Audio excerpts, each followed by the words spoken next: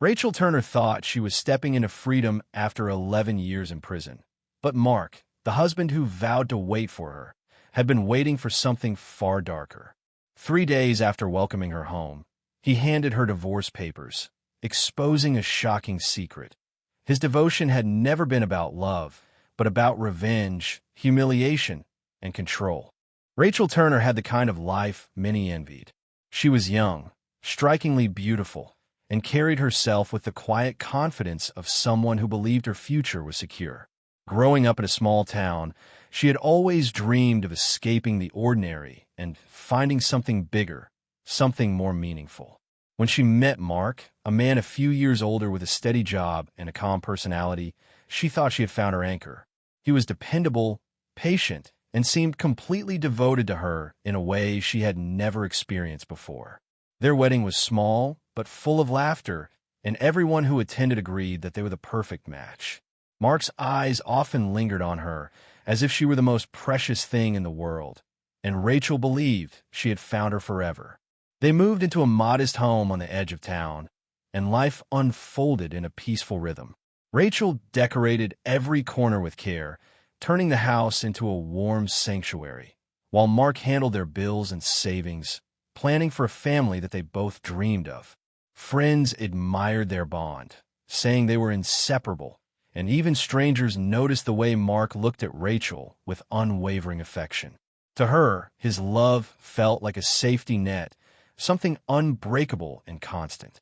But underneath the surface, cracks already existed. Rachel's past wasn't spotless, and shadows of her old mistakes sometimes crept into their new life. There were whispers she ignored and tensions she pushed aside, telling herself love would be enough to conquer everything. She didn't realize how quickly stability could vanish, or how a single night could destroy everything they had built. For now, though, Rachel lived in the glow of what seemed like a perfect beginning, unaware that darkness was already on its way. It happened on a night that began like any other. The air was heavy with late summer heat, and Rachel tried to distract herself from the unease that had been building inside her. She had been restless for weeks, caught between her desire to leave the past behind and the guilt of the choices she had made before meeting Mark. That night, she met with an old acquaintance, someone who knew pieces of her life she had tried to bury. What started as a tense conversation quickly turned volatile. Voices rose, tempers flared, and in a matter of moments, anger spiraled out of control. A struggle broke out, and when it ended, one person lay motionless on the ground, while Rachel stood frozen, her hands shaking, her breath shallow and uneven. The sound of sirens came faster than she could process what had happened. Neighbors had heard the commotion, and before Rachel could fully gather her thoughts, the police were there, pulling her away from the scene. The evidence was damning: blood on her clothes, fingerprints, and witnesses who claimed they had seen her in the middle of the confrontation. Rachel tried to explain, insisting it hadn't been intentional, but her words fell flat in a courtroom that demanded a villain. Mark sat in the gallery every day of the trial, his face pale, his eyes locked on the woman he loved. He believed in her innocence, or at least in her goodness, but the jury didn't. The verdict came swiftly: guilty. The judge's sentence was harsh: 25 years behind cold walls that would steal her youth and her freedom. Rachel's life, once so carefully built, shattered in a single night. What had begun as an ordinary evening had become the moment that sealed her fate forever. As the sentence was read aloud and Rachel was led away in handcuffs, the courtroom buzzed with whispers and judgment. For most, the case was closed, a young woman punished for her crime, and life would simply move on. But for Mark, it was the beginning of a vow he never intended to break.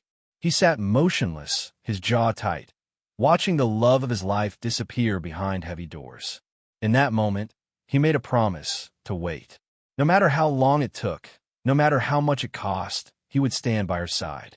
To outsiders, it sounded like blind devotion, almost impossible in its intensity, but Mark clung to it like a lifeline. In the months that followed, he wrote to Rachel constantly. His letters were filled with reassurances, memories of their short time together, and visions of the future they would share once she was free. He visited every chance he got, sitting across from her in the sterile visiting room, holding her hands through the glass barrier, telling her that nothing had changed. Friends advised him to let go, to move on with his life, but he refused to listen. Instead, he poured his energy into maintaining the illusion of stability. He paid her legal fees, fought quietly for appeals, and kept her name alive among their circle as though she were simply away on a long trip. To Rachel, his loyalty became a beacon of hope in the darkest of places. Behind prison walls, where despair swallowed most, she clung to the idea that someone on the outside still believed in her. What she couldn't see was that Mark's promise was slowly shaping into something more complex than love, an obsession that would one day take a darker turn. The years inside prison blurred together for Rachel. The routines were strict and suffocating. Wake up at dawn, line up for roll call, tasteless meals served on plastic trays, endless hours spent in overcrowded rooms that smelled of metal and despair. She learned quickly that survival depended on silence and caution. Fights broke out without warning. Alliances shifted daily, and trust was a currency she could never afford. Yet through it all, she held on to the letters that arrived from Mark. Each envelope was a reminder that she was not entirely forgotten, that someone beyond the gray walls still believed she mattered. Birthdays passed without candles. Holidays came and went without celebration, and every season felt the same under the buzzing fluorescent lights. Rachel watched new inmates arrive, full of fear, and saw others leave, worn down and older than when they came. She often wondered what she would look like when her own time was finally up. Prison didn't just age the body, it weighed down the spirit. Still, in the quiet moments when despair threatened to crush her, she pictured Mark's face and the promises he had made. He wrote of the home they would rebuild, the trips they would take, and the family they might still have one day. But as the years stretched into a decade, Rachel began to sense subtle changes. His handwriting grew sharper, his words less tender. The warmth that once filled every sentence seemed to cool. She dismissed it as stress, convincing herself that waiting must be as hard for him as it was for her. She had no idea that outside those walls, Mark's devotion was shifting, hardening into something far different than the love she thought had carried her through. After 11 long years, something Rachel had stopped daring to imagine finally happened. A legal review board reopened her case, and new details raised questions about the fairness of her trial. Lawyers who had once ignored her pleas now argued on her behalf, and within months, the news came. Parole had been granted. The announcement struck her like a thunderclap. Freedom, which had seemed impossible, was suddenly within reach. She packed the few belongings she had gathered over the years. Letters from Mark, a worn paperback, a handful of photos, and prepared to leave the life that had nearly erased her. Walking out of the gates felt unreal. The sun was blinding, the air smelled different, sharper, almost too pure. Rachel was thinner, her hair streaked with gray, her skin marked by time, but her heart pounded with hope. She pictured Mark waiting for her, imagined their reunion, and how every sacrifice might finally be worth it. He had promised, after all, and his loyalty had been the thread that held her together when she felt she might break. Mark was there, just as she had dreamed, holding flowers and smiling. Yet something about his eyes unsettled her. They were colder, harder, as though life had reshaped him into someone she didn't quite recognize. Still, she pushed the unease aside. They embraced, and for a brief moment, the world felt right again. Rachel believed this was a second chance, not just at freedom, but at love, marriage, and rebuilding the life she had lost. What she didn't know was that her release had not rekindled Mark's devotion. Instead, it had unlocked the moment he had been waiting for, one that would shatter her fragile hopes once more. The first days outside prison felt both exhilarating and overwhelming for Rachel. Simple things like the sound of cars rushing by, the taste of fresh coffee, and the softness of a real bed filled her with wonder. For 11 years she had lived in a rigid, colorless world, and now everything seemed brighter, almost too bright. Mark drove her home, pointing out new buildings and roads that hadn't existed when she was taken away. He spoke little, but she told herself it was only because he was adjusting too. Their house felt unfamiliar, yet comforting. Rachel walked from room to room, touching the walls, noticing the changes Mark had made. The furniture was newer, the photographs different. Some of their old memories were gone, replaced by a style that didn't feel like hers. Still, she tried to be grateful, telling herself they could make it theirs again with time. She cooked her first meal in over a decade, savoring the act of freedom, while Mark watched her silently from across the table. For 3 days, she tried to settle back into a rhythm of ordinary life. She unpacked, explored the yard, and even dared to think about the future. Mark was kind enough, but there was a distance in his gaze, a hesitation in his touch. She brushed it off, believing he was simply adjusting to her presence after so many years apart. She was certain their bond, once tested by fire, would only grow stronger now. But beneath Mark's quiet demeanor was something Rachel couldn't yet see.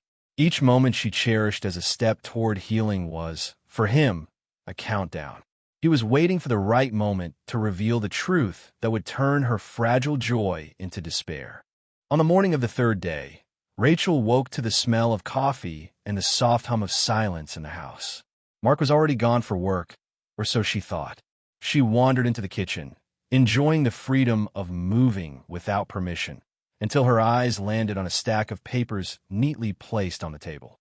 At first, she thought they were bills or a form she needed to sign, but as she drew closer, her stomach twisted. The bold letters at the top made her heart sink. Divorce petition. Her hands trembled as she flipped through the pages, reading her name printed again and again in cold, legal text. She dropped into a chair, numb, trying to process the words. The man who had written her countless letters, who had promised a lifetime of waiting, had decided to sever their bond after just 3 days of her release. Shock quickly turned into confusion. She searched for a mistake, some logical explanation, but the details were painfully clear. His signature was firm at the bottom of every page, as if he had been waiting to deliver this blow. Rachel felt betrayed in a way she hadn't thought possible. She replayed every moment since she had walked free, his distant eyes, his hesitant touches, the silence that hung between them. Suddenly, it all made sense. Mark had been preparing for this, maybe even anticipating it. The cruelest part wasn't the papers themselves, but the reasons scribbled in his notes attached, a shallow explanation that cut deeper than any prison sentence ever had. In that moment, Rachel realized her freedom had only led her into another prison, one built of betrayal and humiliation, designed by the very man she had trusted most. Rachel sat frozen, the words in Mark's attached note echoing in her mind with devastating clarity. It was not about forgiveness, not about time lost, not even about the challenges of starting over. His reason was her body. During her years behind bars, Rachel had endured a medical battle that nearly cost her life. She had undergone a mastectomy after complications doctors could not ignore. It had been painful, physically and emotionally, but she survived, believing Mark's love would not be tied to something so superficial. She had clung to his letters of devotion as proof that she was still cherished. Now, the truth mocked her. He had seen her change body not as a mark of survival, but as a flaw he could never accept. Mark's obsession with her appearance had always been there, she realized in hindsight, hidden behind compliments and subtle remarks. He had worshipped the image of her, not the woman she truly was. For 11 years, he had painted himself as the loyal husband who sacrificed his youth waiting, but it had never been love. It had been control, a cruel performance meant to end exactly like this. By keeping her bound to him emotionally, he had ensured she would come back expecting salvation, only to have him tear it away with calculated precision. The betrayal went beyond rejection. It was humiliation, a message designed to break her spirit completely. She was not simply abandoned. She was discarded like something unworthy. What Mark wanted was not reconciliation, but the power to deliver the final wound after more than a decade of waiting. Rachel felt the crushing weight of it. His promise to wait had never been about devotion. It had always been about revenge. Rachel sat frozen, the words in Mark's attached note echoing in her mind with devastating clarity. It was not about forgiveness, not about time lost, not even about the challenges of starting over. His reason was her body. During her years behind bars, Rachel had endured a medical battle that nearly cost her life. She had undergone a mastectomy after complications doctors could not ignore. It had been painful, physically and emotionally, but she survived, believing Mark's love would not be tied to something so superficial. She had clung to his letters of devotion as proof that she was still cherished. Now, the truth mocked her. He had seen her change body not as a mark of survival, but as a flaw he could never accept. Mark's obsession with her appearance had always been there, she realized in hindsight, hidden behind compliments and subtle remarks. He had worshipped the image of her, not the woman she truly was. For 11 years, he had painted himself as the loyal husband who sacrificed his youth waiting, but it had never been love. It had been control, a cruel performance meant to end exactly like this. By keeping her bound to him emotionally, he had ensured she would come back expecting salvation, only to have him tear it away with calculated precision. The betrayal went beyond rejection. It was humiliation, a message designed to break her spirit completely. She was not simply abandoned. She was discarded like something unworthy. What Mark wanted was not reconciliation, but the power to deliver the final wound after more than a decade of waiting. Rachel felt the crushing weight of it. His promise to wait had never been about devotion. It had always been about revenge. Rachel's world seemed to collapse, but within the ruins of betrayal, something unexpected stirred, a determination she thought prison had long ago stripped away. She gathered the papers, the receipts, and the letters, piecing them together like evidence in a case that now belonged to her. If Mark had staged loyalty as a mask, then she would tear it off and show the world who he truly was. She contacted lawyers, explained the financial fraud carried out in her name, and slowly built a case that painted Mark not as a saint, but as a manipulator who had orchestrated a decade-long deception. The community that once admired him began to see the cracks. Whispers grew louder as court filings revealed his hidden affairs, the debts he created, and the cruel reason behind his sudden divorce. The image of the faithful husband, waiting nobly for his imprisoned wife, shattered in front of everyone. Mark tried to deny, to twist the story, but the evidence Rachel held was undeniable. For Rachel, it was not about winning him back. It was about reclaiming her dignity, about proving that even after years of confinement and humiliation, she could still rise. The same strength that had carried her through 11 years behind bars now fueled her fight against the man who had spent those years plotting her downfall. In the end, Mark stood exposed, no longer the patient, loving husband, but the architect of a cruel performance meant to break the woman he once vowed to love. Rachel, though scarred and weary, walked forward with the quiet resolve of someone who had survived not only prison, but betrayal itself. The truth was clear. His wait had never been for her return. It had been for her destruction.